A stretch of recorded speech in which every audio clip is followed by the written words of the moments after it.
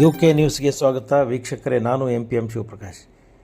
ವಿಜಯನಗರ ಜಿಲ್ಲೆ ಹೂವಿನಹಡಗಲಿ ತಾಲೂಕಿನ ಹೊಳಲು ಗ್ರಾಮದಲ್ಲಿ ಕಾಂಗ್ರೆಸ್ ಪಕ್ಷದ ವತಿಯಿಂದ ಮನ್ರೇಗಾ ಉಳಿಸಿ ಎಂದು ಹಮ್ಮಿಕೊಂಡಿದ್ದ ಪಾದಯಾತ್ರೆಯ ನಂತರ ಹೊಳಲು ಗ್ರಾಮದಲ್ಲಿ ಹಮ್ಮಿಕೊಂಡಿದ್ದ ಬಹಿರಂಗ ಸಭೆಯನ್ನು ದಾವಣಗೆರೆಯ ಸಂಸದೆ ಡಾಕ್ಟರ್ ಪ್ರಭಾ ಮಲ್ಲಿಕಾರ್ಜುನ್ ಅವರು ಉದ್ಘಾಟಿಸಿದರು.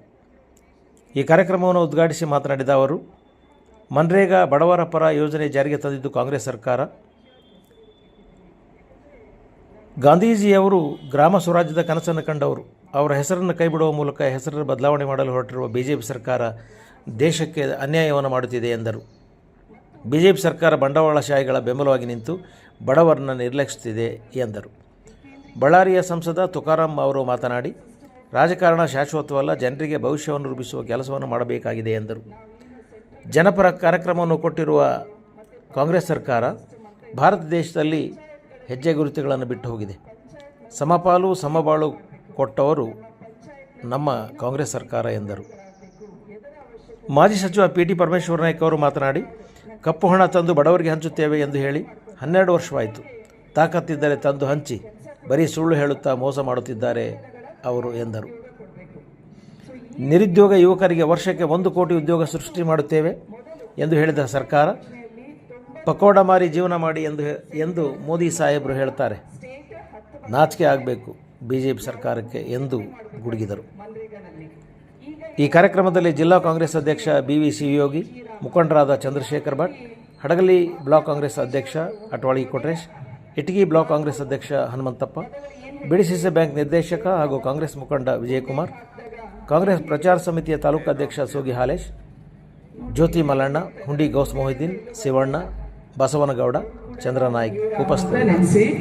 ಅವರು ಗುಂಡೇಟಿಗೆ ಬಲಿಯಾದರು. ಸೊ ನಮ್ಗೆಲ್ಲರಿಗೂ ಶ್ರೀರಾಮನ ಬಗ್ಗೆ ಅಷ್ಟೇ ಅಭಿಮಾನ ಇದೆ. ದಯವಿಟ್ಟು ನಮ್ಮಲ್ಲಿ ಕೋಮುವಾದಿ ಆಡಳಿತವನ್ನ ತರಬೇತಿ ಅಂತ ನಾವು BJP ಸರ್ಕಾರಕ್ಕೆ ಇವತ್ತಿನ ದಿನ ಹೇಳಬೇಕಾಗಿದೆ. ನಾವೆಲ್ಲರೂ ಭಾರತೀಯರು, ನಾವೆಲ್ಲರೂ ಒಂದೇ. ದಯವಿಟ್ಟು ನಮ್ಮನ್ನು ಜಾತಿಯ ಆಧಾರದ ಮೇಲೆ, ಧರ್ಮದ ಆಧಾರದ ಮೇಲೆ ಮತ್ತು ರಾಜ್ಯಗಳ ಆಧಾರದ ಮೇಲೆ ಯಾವ ಮಾಡಿದ್ರಿ ಹೇಳ್ಕೊಡ್ರಿ. ನಾವು ಮಾಡಿರೋದನ್ನ, ಕಾಂಗ್ರೆಸ್ನವರು ಮಾಡಿರೋದನ್ನ ಮಾರಾಟ ಮಾಡ್ತಾ ಇದ್ದಾರಲ್ರಿ, ನಾಚಿಕೆ ಆಗ್ಬೇಕಲ್ಲ ನಿಮಗೆ. ಖಾಸಗೀಕರಣ ಮಾಡ್ತಾ ಇದ್ರಲ್ಲ, ನಾಚಿಕೆ ಆಗ್ಬೇಕಲ್ಲ ನಿಮಗೆ. ಸುಳ್ಳು ಹೇಳಿದ್ರೆ ನಾವ ಕಪ್ಪು ಹಣ ತಂದು ಈ ದೇಶದ ಜನರಿಗೆ 15 ಲಕ್ಷ ರೂಪಾಯಿ ಹಂಚ್ತೇವೆ. ಗುಬ್ಬದವರೇ ಕರೆಕ್ಟಾ? 15 ವೀರಗೌಡ್ರೆ 15 ಲಕ್ಷ ಒಬ್ಬೊಬ್ಬರ ಅಕೌಂಟಿಗೆ ಹಾಕ್ತೀವಿ. ಅಷ್ಟು ಲಂಚ ಹೊತ್ತಿದ್ದಾರೆ ಕಾಂಗ್ರೆಸ್ನವರು ಅಂತ ಸುಳ್ಳು ಬಿಟ್ಟಿದ್ದಾರಪ್ಪ. ನಿನಗೆ 12 ವರ್ಷ ಬೇಕಾ ಮೋದಿ ಸಾಹೇಬ? ತಾಕತ್ತಿದ್ರೆ ತೊಂದ ಒಪ್ಪೋಣ ತಂದು ಎಲ್ಲ ಬಡವರಿಗೆ ಹೆಚ್ಚಪ್ಪ, ನಾಲ್ಕು ಸರೆಂಡರ್ ಆಗ್ತೀನಿ, ಬಡವ ಪ್ರಗತಿ ಮಾಡಿ ಕೆಲಸ. ಸುಳ್ಳು ಬುಗಳ ಬಡೋದು ವರ್ಷ ನಡ್ಕೊಂಡು ಇವ್ರಿಗೆ ಬಿದ್ದೋಗ ಎಲ್ಲೈತಪ್ಪ? 12-24 ಕೋಟಿ ನಮ್ಮ ರೈತರ ಮಕ್ಕಳು, ಬಡವರ ಮಕ್ಕಳು, ವಿದ್ಯಾವಂತರು ನೌಕರಿ ಹೋಗ್ಬೇಕಾಗಿ ಏನಂದಪ್ಪ? ಪಕೋಡ ಮಾಡ್ರಿ ಅಂದೆ ಮೋದಿ ಸಾಹೇಬ. ವಿದ್ಯಾವಂತ ಯುವಕರಿಗೆ ಪಕೋಡ ಮಾರಿ ಅಂತ ಹೇಳಿದೆ.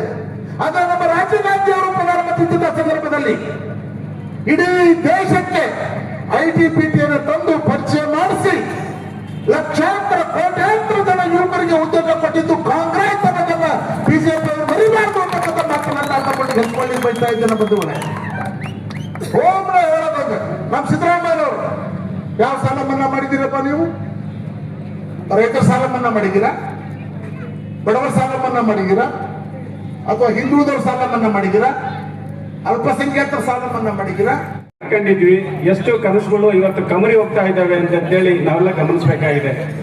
ಯಾಕಂದ್ರೆ ಇವತ್ತು ರಾಜಕಾರಣ ಅಂದ್ರೆ ಯಾರಿಗೂ ಶಾಶ್ವತವೇನಲ್ಲ. ರಾಜಕಾರಣ ಪ್ರಧಾನ ಮಂತ್ರಿಗಳು ಶಾಶ್ವತವಲ್ಲ, ಸೆಂಟ್ರಲ್ ಮಿನಿಸ್ಟರ್ಗಳು ಶಾಶ್ವತವಲ್ಲ, ಮುಖ್ಯಮಂತ್ರಿಗಳು ಶಾಶ್ವತವಲ್ಲ, ಇವತ್ತು ಸಚಿವರಿಗೂ ಶಾಶ್ವತವಲ್ಲ, ನಮಗೂ ಶಾಶ್ವತವಲ್ಲ. ಆದ್ರೆ ಇವತ್ತು ದೇಶದಲ್ಲಿರ್ತಕ್ಕಂಥ ಜನಗಳಿಗೆ, ರಾಜ್ಯದಲ್ಲಿರ್ತಕ್ಕಂಥ ಜನಗಳಿಗೆ, ಜೊತೆಗೆ ಹಳ್ಳಿಗಳಲ್ಲಿರ್ತಕ್ಕಂಥ ಜನಗಳಿಗೆ, ಅವರಿಗೆ ಭವಿಷ್ಯವನ್ನು ರೂಪಿಸ್ತಕ್ಕಂಥ ಕೆಲಸ ನಾವೆಲ್ಲರೂ ಮಾಡಬೇಕಾಗಿದೆ.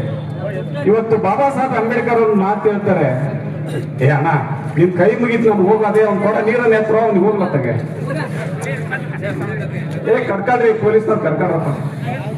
ಬಾಬಾ ಸಾಹೇಬ್ ಅಂಬೇಡ್ಕರ್ ಒಂದು ಮಾತು ಹೇಳ್ತಾರೆ, ಇತಿಹಾಸ ಮರೆತರೋರು ಯಾರು ಇತಿಹಾಸ ಸೃಷ್ಟಿಸಲಾರ ಅಂತೇಳಿ.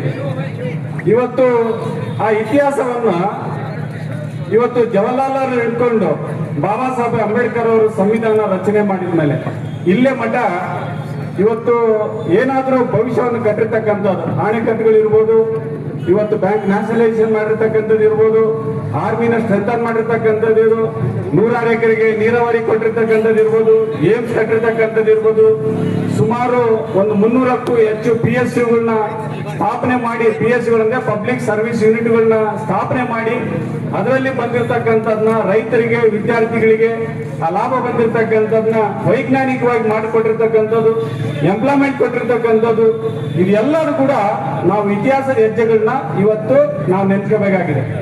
ಕಾಂಗ್ರೆಸ್ಸಿನ ಇವತ್ತು ಹೆಜ್ಜೆ ಗುರುತುಗಳನ್ನ 3 ಅಲ್ಲ 30 ದಿನ ಹೇಳಿದ್ರು ಕೂಡ ಸಾಲದು.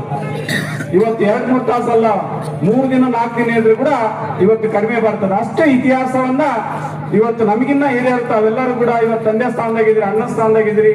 ಇವತ್ತೆಲ್ಲರೂ ಕೂಡ ನಾವು ನೋಡಿದ್ನಪ್ಪ ಅಂದ್ರೆ ಇವತ್ತು ಹೆಜ್ಜೆ ಗುರುತುಗಳು ಉಳುವವನೇ ಒಡೆಯ ಕಾರ್ಯಕ್ರಮ ಕೊಟ್ಟಿದ್ದು, ಬೂತ್ಗಳು ಕೊಟ್ಟಿರ್ತಕ್ಕಂಥದ್ದು ಇರ್ಬೋದು. ಇವತ್ತು ಅನೇಕ ಕಾರ್ಯಕ್ರಮಗಳನ್ನ ಇವತ್ತು ನಮಗೆ ಮನಮೋಹನ್ ಸಿಂಗ್ ಅವರು ಕೊಟ್ಟಿರ್ತಕ್ಕಂಥದ್ದು ಇರ್ಬೋದು. ವಿಶೇಷವಾಗಿ 2004ರಿಂದ 2014 ಮಟ್ಟ 10 ವರ್ಷಗಳ ಕಾಲ ಎಂತೆಂಥ ಕಾರ್ಯಕ್ರಮಗಳು ಕೊಟ್ಟಿರ್ತಕ್ಕಂಥದ್ದು ಇರ್ಬೋದು. ಇವತ್ತು ಅವತ್ತು ಡಾಲರ್ ರೇಟ್ 2014ರಲ್ಲಿ 56 ರೂಪಾಯಿ ಇತ್ತು. ಇವತ್ತೇನು ರೇಟ್ ಐತಿ? ಇವತ್ತು 90 ರೂಪಾಯಿ. ಇವತ್ತು ರೇಟ್ ಕ್ರಾಸ್ ಆಗಿದೆ, 91 ಆಗೈತೆ. ಇವತ್ತು ನಾನು ಚೆಕ್ ಮಾಡಲಿಲ್ಲ, 91 ರೂಪಾಯಿ ಆಗಿರ್ಬೋದು. ಗ್ಯಾಸ್ ಸಿಲಿಂಡ್ರು ಇವತ್ತು ಎಷ್ಟು ರೇಟ್ ಆಗಿ ಇವತ್ತು ಬರ್ಬೇಕಾಗ್ತಾ ಇಲ್ಲ. ಅದೇ 2004ರಲ್ಲಿ ಇವತ್ತು ಸಮಪಾಲು ಅನ್ನೋಂಗೆ ನಮಗೆಲ್ಲರೂ ಕೂಡ ಮೀಸಲಾತಿ ಕೊಟ್ಟು ಸರ್ವ ಜನಾಂಗ ಕೂಡ ಸಮಾನತೆ ಇರಬೇಕು ರಾಜಕಾರಣದಲ್ಲಿ ಅಂತೇಳಿ ಆರ್ಥಿಕವಾಗಿ, ಸಾಮಾಜಿಕವಾಗಿ ಇವತ್ತು ಕಾಂಗ್ರೆಸ್ ಸರ್ಕಾರ ದೂರ ದೃಷ್ಟಿಯಲ್ಲಿ ಇಟ್ಟುಕೊಂಡು ಸೋನಿಯಾ ಗಾಂಧಿ ಮೇಡಮ್ ಅವರು ಚೇರ್ಮನ್ ಆಗಿದ್ದು ಇವತ್ತು UPAಗೆ ಅವರ ಒಂದು ಮಾರ್ಗದರ್ಶನದಲ್ಲಿ ಇವತ್ತು ಕೇಂದ್ರ ಸರ್ಕಾರ ಹೆಜ್ಜೆ ಗುರುತುಗಳನ್ನ ಇವತ್ತು ನಾವೆಲ್ಲ ಗಮನಿಸ್ತಿರ್ಬೋದು. ಇವತ್ತು ನಾವು ಅದೇ ರೀತಿಯಾಗಿ 1991-92ರಲ್ಲಿ PV ನರಸಿಂಹರಾವ್ ಅವರು ಪ್ರಧಾನಮಂತ್ರಿಗಳಾಗಿರ್ತಾರೆ. ದೇಶ ಆರ್ಥಿಕ ಪರಿಸ್ಥಿತಿಗೆ ತುತ್ತಾಗ್ತದೆ. ಅವತ್ತಿನ ದಿನ ಮನಮೋಹನ್ ಸಿಂಗ್ ಅವರು ಹಣಕಾಸು ಸಚಿವರಾಗಿರ್ತಾರೆ, ಕೇಂದ್ರ ಹಣಕಾಸು ಸಚಿವರು. ಅವತ್ತಿನ ದಿನ ಎಕನಾಮಿ ರಿಫಾರ್ಮ್ಸ್, ಒಂದು ಆರ್ಥಿಕ ಒಂದು ತಿದ್ದುಪಡಿ ತಂದ್ಬಿಟ್ಟು ಎಕನಾಮಿ ರಿಫಾರ್ಮ್ಸ್ ಮಾಡಿ ಅವತ್ತು ಗ್ಲೋಬಲೈಸೇಷನ್ ತಂದು ದೇಶನ ಇವತ್ತು ಬೇರೆ ಕೂಡ ಇದರಲ್ಲಿ ಇಂಡಸ್ಟ್ರಿ ಹಾಕ್ಬೋದು, ನೌಕರಿ ಕೊಡ್ಬೋದು.